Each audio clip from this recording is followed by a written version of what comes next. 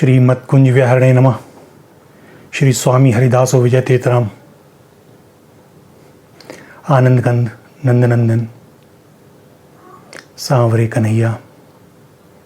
जब श्री यमुना पुलन पर वंशी बजाते हैं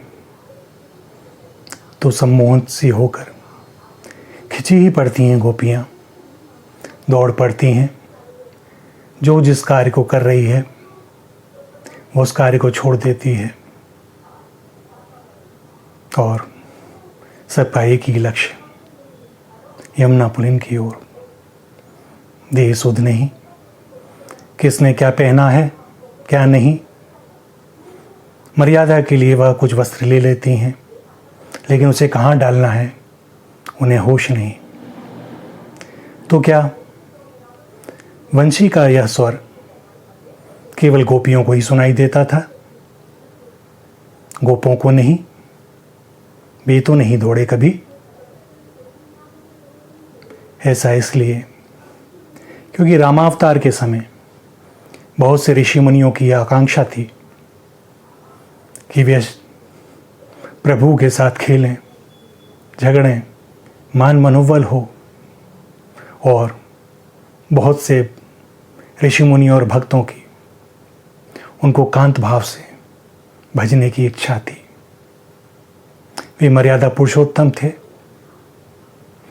100 अवतार काल में उन्होंने सबको सांत्वना दी, ये बहुत शीघ्र ही तुम सबकी इच्छा पूरी होगी। वे इच्छा पूरी न करें यह भला कहाँ संभव। तो जब कृष्ण अवतार हुआ तो जिनकी श्री हरि के साथ खेलने की, झगड़े की, मान मनोबल की अभिलाषा थी, वे सब गोवृंद बने। और जो कांत भाव से भजना चाहते थे वे गोपियाँ। दोनों का भाव बिल्कुल भिन्न। सो यही हुआ।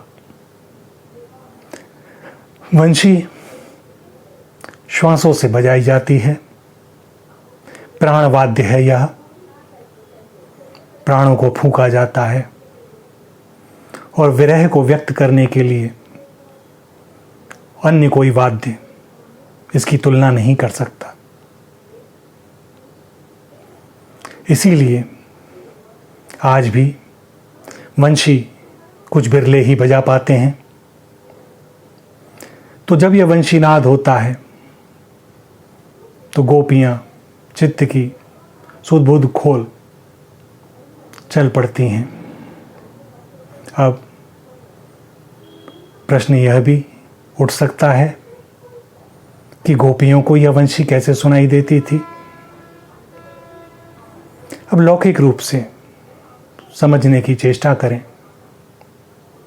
हमारे पास एक मोबाइल है और हम जिसका नंबर डायल करते हैं, फ़ोन की घंटी उसी की बजती है, अन्य किसी की नहीं। चाहे वहाँ कितने ही लोग उपस्थित क्यों ना हो और सभी के पास मोबाइल हो। तो श्री हरि आनंद कंद नंदनंदन त्रिभंगी मुद्रा में खड़े होकर जब वंशीनाद करते हैं तो वे गोपियों का नंबर डायल करते हैं। गोपियों का नंबर? भला यह कौन सा नंबर? बांसुरी से करते हैं। बांसुरी के जो छिद्र हैं वही गोपियों का नंबर है। 000। अर्थात जिनमें तनिक भी स्वसुख की लालसा ना हो, जिनका संपूर्ण जीवन तत्सुख के लिए, श्री हरि के लिए, उनके आनंद वर्धन के लिए। तो जब वह नंबर डायल हो तो कैसे गोपियाँ ना सुने।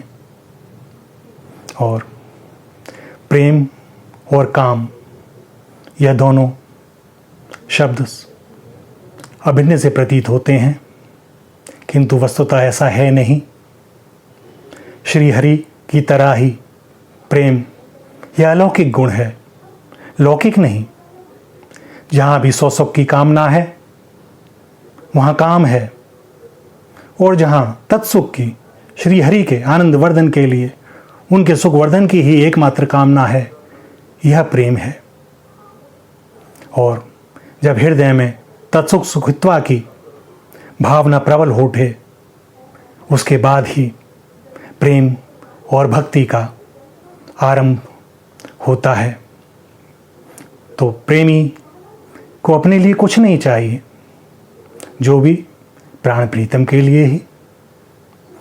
कभी भी कोई मांग नहीं, प्रेम में कभी कोई मांग नहीं होती, कोई शिकायत नहीं होती। सदैव यही भान होता है कि श्री हरि को, प्राण प्रीतम को कुछ न दे पाए। कितने ही दोष भरे हुए हैं मुझ में, किस तरह से इन्हें अब सुख की प्राप्ति हो, क्या करूं, कौन सी सेवा करूं। इसके अतिरिक्त कोई इच्छा नहीं। उनके सुख में ही सुख है, उनकी प्रसन्नता में ही प्रसन्नता है। जिस प्रकार आत्मा श्री हरि का ही अंश है और उसी आत्मस्वरूप होने के कारण ये गोपियां श्री हरि की ही हैं। यहाँ कोई परकीय भाव नहीं। कौन हो सकता है परकीय? कौन है पर, जब सभी में वही है। और जब वे नंद नंदन स्वयं सामने हों और सब उन्हीं के, तो जार भाव या परकीय भाव कहाँ संभव। सो जितनी भी गोपियां हैं, यह परकीय भाव ना होकर स्वकीय भाव है। वे उनके हैं, वे उनकी हैं।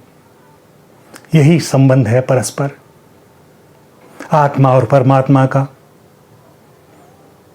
परमात्मा पुकारें तो क्यों ना दौड़ें गोपियां। शून्य शून्य शून्य सदैव स्मरण रखें।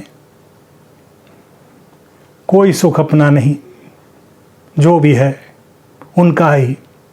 हम उन्हीं के हैं, यह ध्येय उन्हीं की है। और जब यह ध्येय उनकी है, तो इसके द्वारा कोई भी कार्य ऐसा ना हो जिससे उन्हें कष्ट हो, वे व्याकुल हों। सौंप दिया, सौंप दिया। अब कुछ अपना नहीं, कोई कर्ता भाव नहीं। वे जो करावें सो करना है, वही लक्ष्य है। यह करना है, यह नहीं करना है, ऐसी कोई शपथ नहीं, कोई नियम नहीं। प्रेम में कोई नियम होता ही नहीं, हो ही नहीं सकता।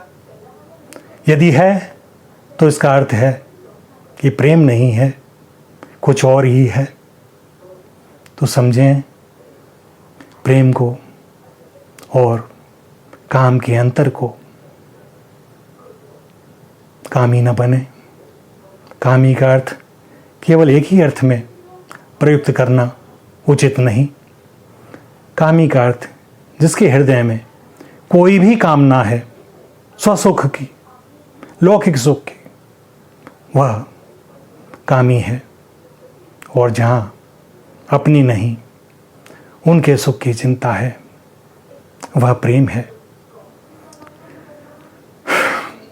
प्रेम बहुत अद्भुत शब्द, परमात्मा का ही सर्वोत्कृष्ट गुण। वही हृदय में प्रकट हो जाए, भक्त और भगवान दोनों अभिन्न हो जाते हैं, दोनों व्याकुल रहते हैं। प्रेम में यह प्रतिक्षण वर्धमान है। यदि प्रतीत होता है कि हमें प्रेम है और वह प्रतिक्षण वर्धमान नहीं है, तो इसका अर्थ यह भी समझें कि अभी प्रेम का अंकुर वास्तव में फूटा ही नहीं। जब यह फूट जाएगा, यह दिन प्रतिदिन वृद्धि को ही प्राप्त होगा। यह संभव नहीं कि यह अंकुर छोटा ही रह जाए।